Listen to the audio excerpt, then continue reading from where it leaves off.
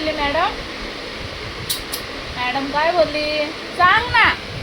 Madam काय बोलली? काय बोलत होती मॅडम? दादा आहे.